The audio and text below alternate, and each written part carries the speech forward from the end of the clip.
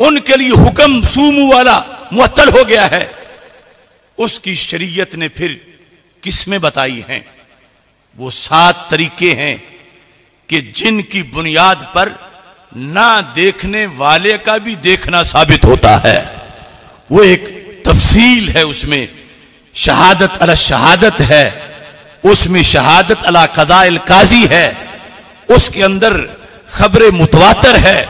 यानी वो सारी चीजें बिल आखिर आंख से देखने के कायम मकाम पाई जाएंगी, तो उस पर रोजा फर्ज होगा, रोजा लाजिम होगा, और उसके लिहाज से उनका ढूंढना जरूरी है। तो इस बुनियाद पर सबसे पहली बात सूमू लिरुयतिही व अफ्तिरू लिरुयतिही, ये हुक्म सारी उम्मत के लिए है, अलल किफाया। अब जिस वक्त आएगा जुल्हज 29 ज़िकात पर भी यूं ही फर्ज किफाया है चांद देखना जुल्हज का, जैसे रमजान के लिए और ईद उल फितर के लिहाज से था। अब ये जो सूरत हाल है, सूमू लिरुयतिही, रुयत का लफ्ज रुयत हिलाल, हिलाल पहली का चांद, रुयत देखना।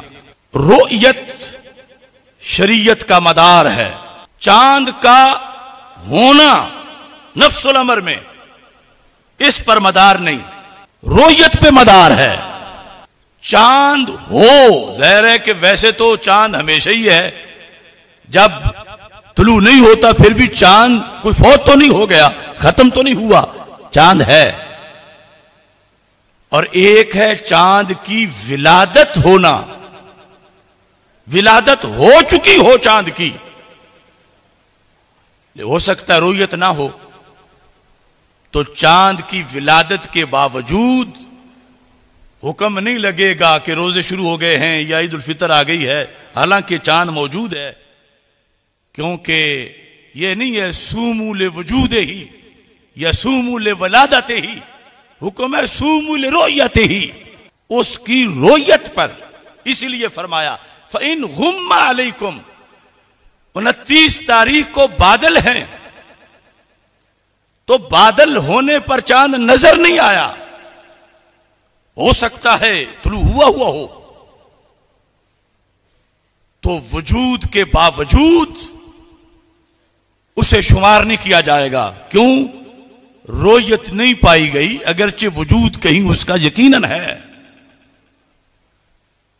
इस बुनियाद पर सबसे इब्तिदाई इसकी जो तशरीह है, उसमें यह बात ज़हन में रखनी चाहिए कि फलकियाती नए चांद में और बसरी नए चांद में बड़ा फर्क है। फलकियाती नया चांद और बसरी नया चांद, और ये इस्तिलाहात थोड़ी सी पका लो, मुश्किल नहीं, क्योंकि अचानक जब वो रात होती है कि अब रोजा रखें या ईद करें, तो पहले से कुछ पड़ा हुआ हो तो फिर काफी सहारा मिल सकता है, और जिंदगी भर जो कजा नहीं हो सकता सवाब, उस नुकसान से बंदा बच सकता है।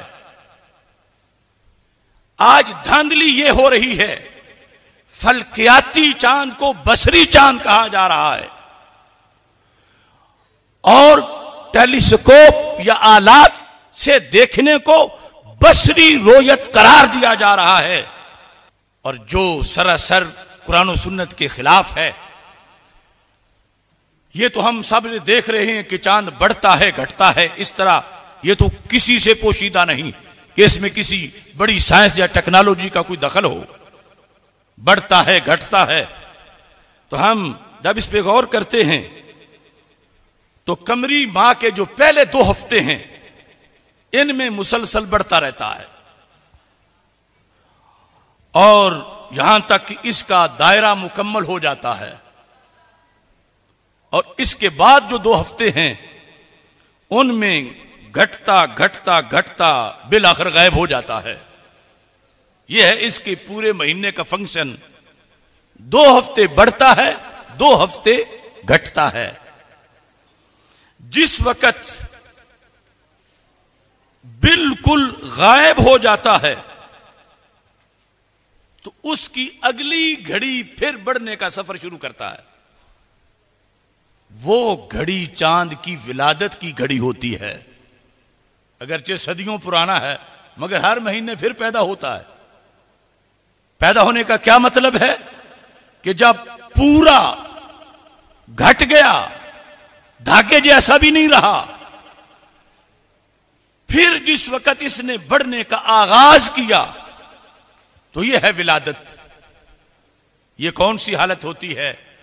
यह वो हालत है कि जिस हालत में सूरज और चांद एक सीध में होते हैं।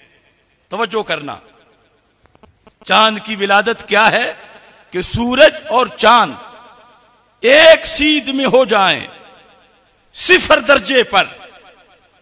तो इसको एक तो किराने शम्सो कमर कहा जाता है कि सूरज और चांद का मिल जाना, और इसी को ही इल्म फल्कियात में विलादत कमर कहा जाता है कि जिस वक्त करीब तरीन होकर एक सीध में आकर आगे फिर दूर होना शुरू किया कुर्ब के बाद, तो दूर होने का जो आगाज है पहला, चांद सूरज से दूर होने लगा, यह है उसकी विलादत।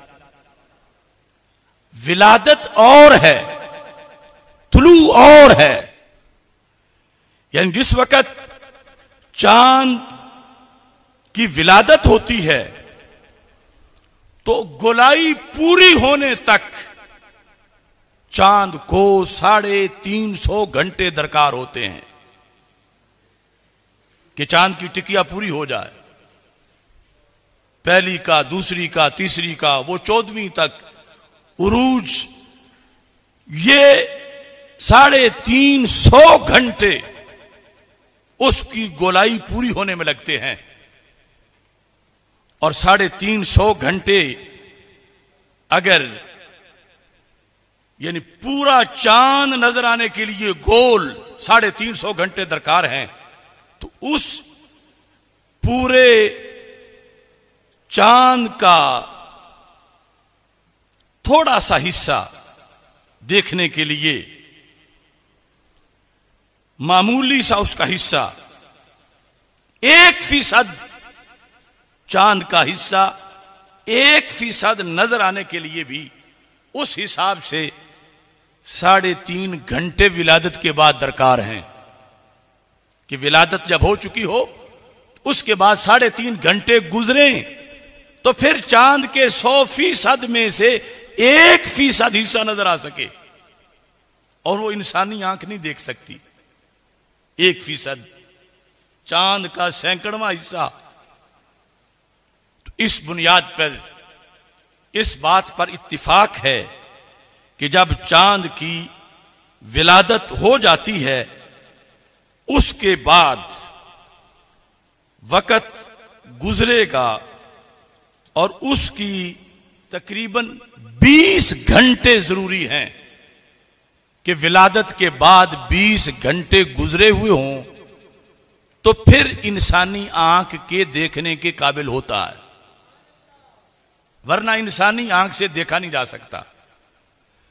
और फिर ये 30 घंटे से आगे इसमें वक्त हालात के लिहाज से ज्यादा भी होता है कि कभी 24 घंटे का होगा तो फिर नजर आएगा, कभी इससे आगे जाकर मजीद वक्त की जरूरत पड़ेगी। हालात की तब्दीली के साथ साथ 30 घंटे गुजरेंगे तो फिर जाके नजर आएगा।